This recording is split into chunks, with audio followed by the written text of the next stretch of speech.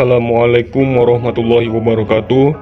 Selamat pagi, salam sejahtera untuk kita semuanya.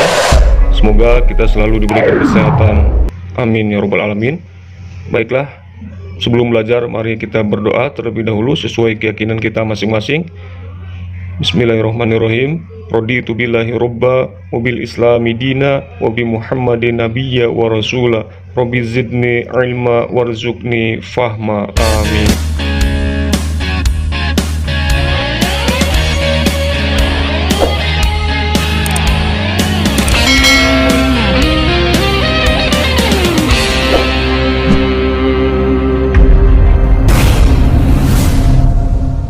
Baiklah, dalam pertemuan kali ini kita akan membahas mengenai materi tentang mempertahankan Negara Kesatuan Republik Indonesia. Dalam proklamasi kemerdekaan tanggal 17 Agustus tahun 1945 menandai lahirnya negara bangsa National States Indonesia. Sejak itu Indonesia menjadi negara yang berdaulat dan berhak menentukan nasib dan arah bangsanya sendiri. Bentuk negara yang dipilih oleh para pendiri bangsa adalah Negara Kesatuan Republik Indonesia.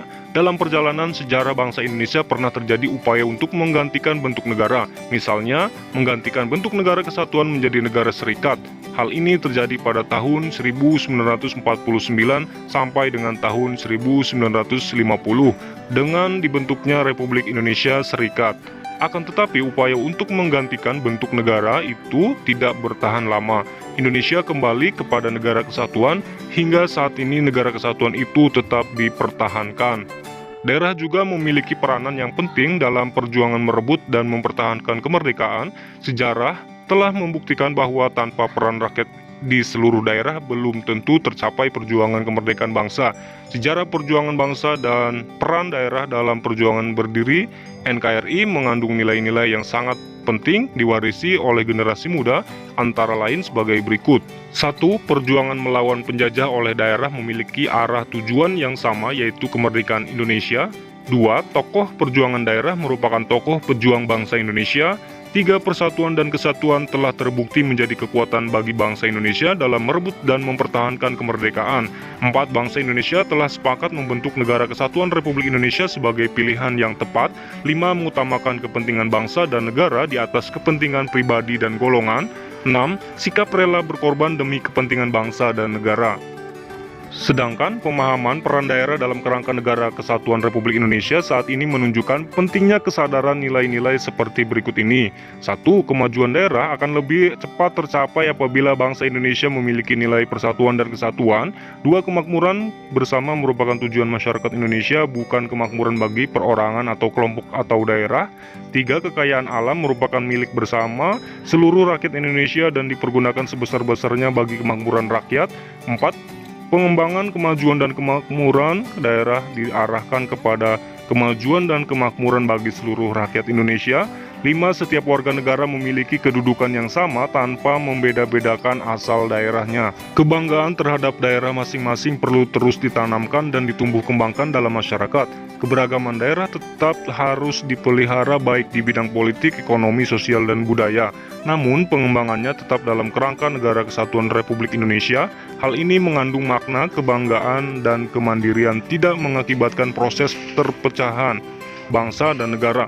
Kewenangan mengurus urusan pemerintahan sendiri tetaplah untuk mentaati peraturan pemerintah pusat, apalagi mengarah pada pemisahan daerah dari negara kesatuan. Sikap etnosentrisme yang mengandung makna sikap yang menganggap budaya daerahnya sebagai budaya yang tertinggi secara berlebihan dan budaya daerah lain dianggap lebih rendah.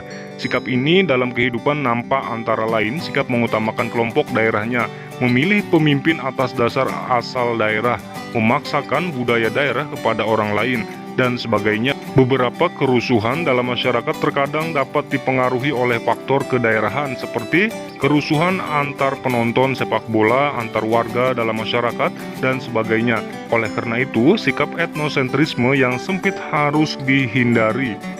Upaya bela negara dan pertahanan keamanan negara ditujukan untuk mempertahankan kedaulatan negara, keutuhan wilayah, dan keselamatan bangsa Indonesia dari ancaman dan gangguan terhadap keutuhan bangsa dan negara. Ancaman adalah setiap usaha dan kegiatan, baik dalam maupun luar negeri yang dinilai membahayakan kedaulatan negara. keutuhan wilayah dan keselamatan bangsa. Setiap warga negara tanpa kecuali sesuai dengan kedudukannya masing-masing memiliki hak dan kewajiban untuk turut serta dalam upaya bela negara, pertahanan, dan keamanan negara. Kalian sebagai pelajar dan generasi muda berkewajiban untuk mewujudkan nilai-nilai perjuangan daerah dalam kerangka Negara Kesatuan Republik Indonesia. Negara Kesatuan Republik Indonesia, NKRI, menghimpun keseluruhan wilayah, suku, bangsa, dan budaya dari Sabang sampai Merauke. Untuk menjaga keutuhan bangsa yang majemuk ini dibutuhkan persatuan dan kesatuan yang kuat, seperti yang diamanatkan dalam sila ketiga Pancasila. Usaha untuk mempertahankan NKRI ini perlu dilakukan setiap waktu, sebab potensi ancaman, baik yang berasal dari dalam maupun luar negeri, pasti ada. Sebagai warga negara yang baik, kita perlu memahami tantangan-tantangan dalam menjaga keutuhan NKRI agar senantiasa waspada. Apa saja tantangannya? Simak ulasannya. Yang pertama, tantangan internal. Tantangan internal adalah segala bentuk gangguan dari dalam negeri yang dapat menggoyahkan kesatuan dan persatuan NKRI. Gangguan-gangguan tersebut dapat menghambat pembangunan nasional dan mengancam keutuhan negara. Berikut ini adalah sejumlah tantangan internal yang dimiliki bangsa Indonesia. Satu, keanekaragaman bangsa tidak dapat dipungkiri. Keberagaman dalam masyarakat bisa menjadi salah satu sumber konflik. Misalnya perselisihan yang dilatar belakangi oleh ras, suku, agama, dan lain sebagainya. Jika tidak ditangani dengan baik, maka keberagaman masyarakat akan menimbulkan perpecahan nasional. Dua, kesenjangan sosial dan ekonomi di masyarakat. Kesenjangan sosial yang besar menunjukkan adanya ketidakstabilan ekonomi atau pertumbuhan ekonomi yang belum dapat dinikmati secara merata oleh masyarakat Indonesia. Hal ini dapat memecah masyarakat ke dalam golongan-golongan tertentu. Selain itu, kesenjangan juga dapat menciptakan kecemburuan sosial yang berpotensi menjadi sumber konflik. 3. Separatisme. Ketidakmerataan ekonomi dapat mengakibatkan munculnya paham yang meningkatkan pemisahan wilayah guna membentuk negara sendiri. Separatisme juga dapat berakar dari perbedaan cara pandang sejak proklamasi kemerdekaan. Telah ada sejumlah upaya dari kelompok tertentu untuk memisahkan diri dari NKRI. Yang keempat, radikalisme. Radikalisme adalah suatu paham yang menolak tatanan, tertib sosial, dan paham politik yang ada dengan cara perombakan secara besar-besaran melalui jalan kekerasan. Selanjutnya, tantangan eksternal. Tantangan eksternal adalah segala bentuk gangguan dari luar negeri yang dapat menggoyahkan kesatuan dan kesatuan NKRI. Berikut ini adalah sejumlah contoh tantangan eksternal yang dihadapi oleh bangsa Indonesia. 1. Globalisasi. Dengan adanya globalisasi, budaya asing semakin mudah masuk ke Indonesia. Beberapa kebudayaan tersebut ada yang bertentangan dengan budaya nasional atau kepribadian bangsa Indonesia. Selain itu, dengan adanya globalisasi, ekonomi bisa jadi produk-produk dari luar negeri justru membanjiri Indonesia dan membuat pengusaha lokal kalah bersaing. 2. Intervensi asing. Ini bisa mewujud dalam banyak hal, termasuk konflik teritori atau wilayah. Salah satu contohnya adalah masalah Natuna. Selalu ada kapal asing, baik milik pemerintah atau swasta, yang memasuki teritori tanpa izin. Ini sama artinya mereka tidak mengakui kedaulatan Indonesia di wilayah tersebut. Yang ketiga, jaringan narkoba internasional. Jaringan narkoba internasional menjadikan Indonesia sebagai salah satu pasarnya. Masalah narkoba tidak hanya melemahkan tatanan moral masyarakat, tetapi juga sering bersinggungan dengan kejahatan lainnya seperti prostitusi dan pembunuhan.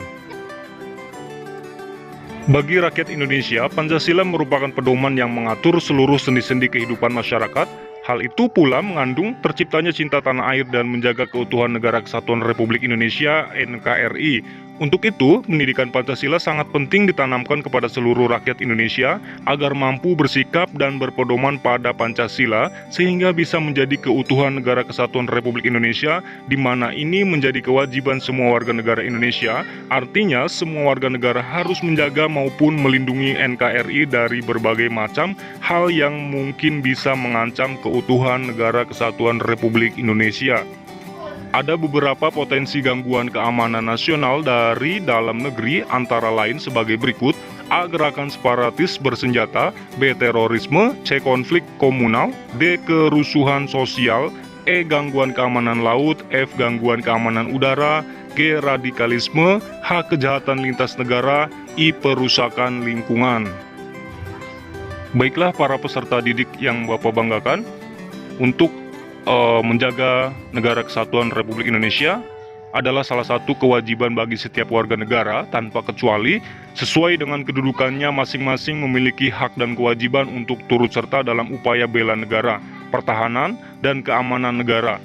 Kalian sebagai pelajar dan generasi muda berkewajiban mewujudkan nilai-nilai perjuangan daerah dalam kerangka negara kesatuan Republik Indonesia dalam berbagai lingkungan kehidupan secara nyata. Baiklah para peserta didik, silakan kalian amati dan lengkapi pernyataan berikut ini sebagai wujud nilai-nilai. 1. Perwujudan dalam lingkungan sekolah. Contohnya, A. Memilih ketua kelas tidak berdasarkan asal daerah. 2. Perwujudan dalam lingkungan pergaulan. Jawabannya, bergaul tanpa memilih asal daerah. Yang ketiga, sebutkan 5 perwujudan dalam lingkungan masyarakat. Contohnya, jawabannya, kalian menghadiri acara undangan resepsi, pernikahan, dan sebagainya. Untuk soal nomor 4, silakan kamu tulis peristiwa yang ada di sekitar kalian, atau yang di internet ataupun di media massa. Dan silahkan jawab pertanyaannya seperti soal yang tertera dalam layar kaca kalian. Baiklah, ada 4 soal. Soal yang ke-1, kedua, dan ketiga masing-masing dijawab 5 jawaban. Kemudian yang keempat ada 4 pertanyaan. Jawab pertanyaan kalian dan kirimkan melalui Google Classroom. Baiklah para peserta didik, dalam pertemuan kali ini Bapak akhiri dengan membaca hamdalah. Semoga pembelajaran hari ini bisa bermanfaat untuk kita semuanya. Akhirul kalam, wabillahi taufiq wal hidayah. Wassalamualaikum warahmatullahi wabarakatuh. Tetap semangat dan selalu menjaga kesehatan.